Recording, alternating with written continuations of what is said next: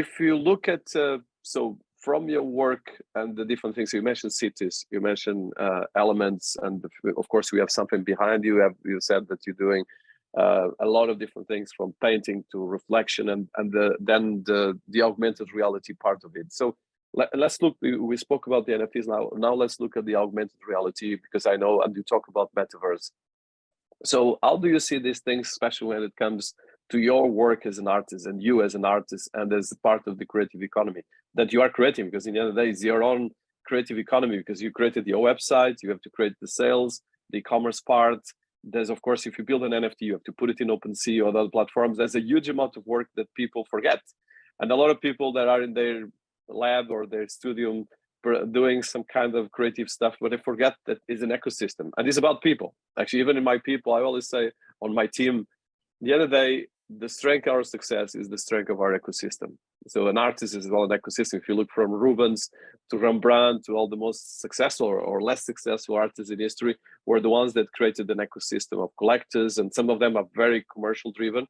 But at the same time, now with these tools, we can create a lot of beautiful things, and we can actually engage with people that really truly love our stuff, like these YouTube channels, and what you're doing as well with the NFTs and augmented reality. But with augmented reality, you're doing really some amazing things, and if you can highlight some of the case studies or the things that you like more. No, first of all, for me, the augmented reality is, I would say, step one, right?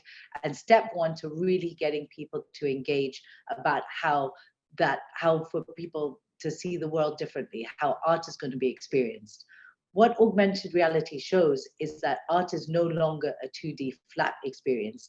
It's now, an interactive, sensory, multi-sensory experience where you can take a flat object and bring it to life, right? And so what I'm finding is that I work with a lot of, so first of all, just obviously for my own collections, using that to tell the story that I want to tell in a dynamic form.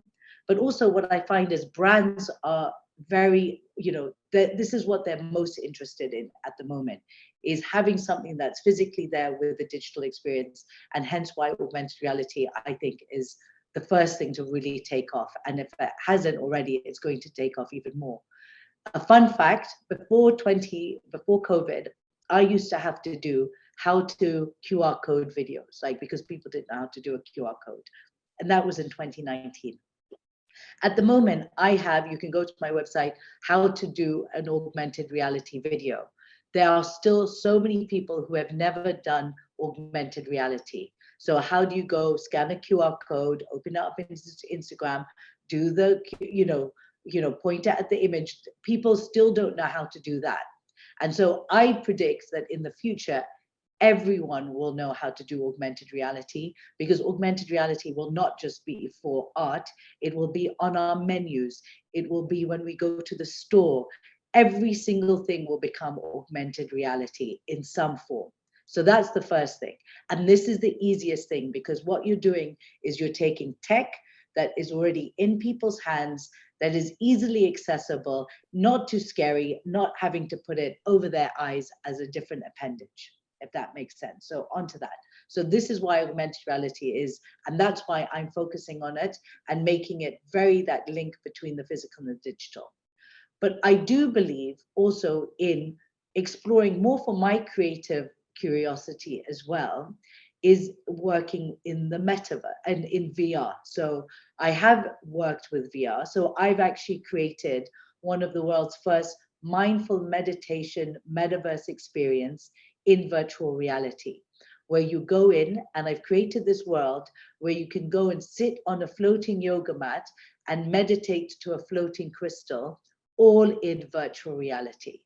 And the reason why I did that is because that I wanted to have an all-encompassing space, because the AR is a quick interaction for you to either get some information, have an experience, be entertained, capture on social media, share with your friends. Whereas with the virtual reality, it became more of a more deeply personal experience, where you are able to go into a space that's fully immersive, and it's there to amplify a meditation experience. Now, if anyone's tried to meditate, a lot of the time you get distracted. Whereas when you go into VR, you're completely encompassed in that world. And what I've done within that is I've gone and then infused human consciousness by putting in sound and healing energy for people to just go, take a quick break, relax, and come out. And so that's how I've explored with VR. Now, going into the metaverse, which is now the future and also something that's going to really overtake everything, is where it's going to start with the metaverse is being able for people to jump into the metaverse through their phones or through their laptop in a way that it is as seamless with the AR so that they can interact with it. Later on, and I predict much, much later on, will there be the combining of the VR with the metaverse when a lot more people get used to this VR. So I do think that there's a journey. And I think as an artist, what I try to do is I try to engage creatively in what excites me, in what I think what enhances the story that I'm trying to tell. So am I trying to have a bit of fun and cool vibes with augmented reality? Am I trying to get deep and personal with VR?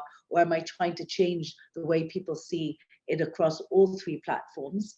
And I think you just got to pick your platform in the journey that you're on, basically. Yeah, that's the key element. And I love the way you put the relationships between the different environments and as well the experimental side.